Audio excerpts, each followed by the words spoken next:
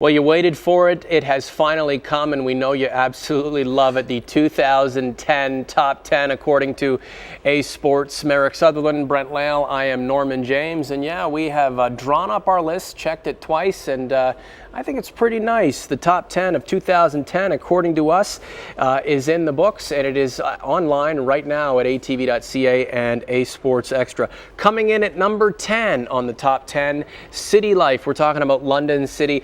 Not a playoff season, but a resurgence big time if you compare it to their seasons past. Well, they definitely were better. They were competitive in a lot of games. Unfortunately, they didn't win many more games than they had in the past, but just the effort they put forth to bring in new guys, and in the tribute season to Harry Goss, they were competitive. They were close. A few games here or there, they might have been a playoff, at least contending team, but it ended up just slightly better than the years past. They had enough offense to allow themselves to be in the playoff conversation. They just really couldn't keep the ball out of their own net. And you think going forward, okay, they've got the offense figured out. Now you bring in a bit of a better defensive system, and you might be able to make that second season. The problem is a lot of the cats they brought in to help make things better up front won't be back in 2011, and the beat goes on for London City. I'm hoping they can make another step forward, but I think it's going to be difficult. That said, we got to give them credit, coming off the death of Harry Goss, Ryan Goss really trying to reignite his troops, the organization,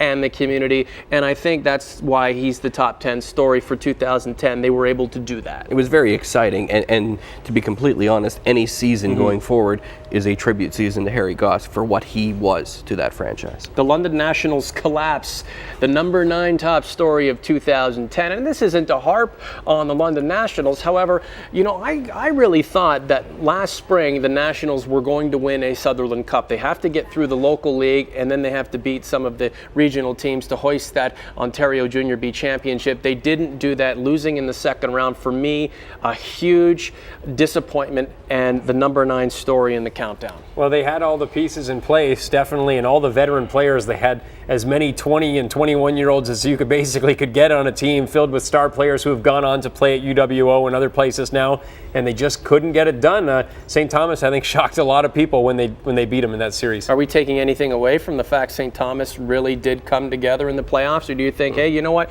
you finish first with 77 points, I don't care who you play, you got to make it to the final? You do, and they're on that same kind of stretch this year, right? They're tops in the league again this year, but that's the thing, maybe they've learned from their mistake last year. It's been a long time since the Nationals won a Junior B championship. 18 years or something like that. I think it's high time they were able to do that again, and they have new management in place, new coaches, a new way of thinking up at the top.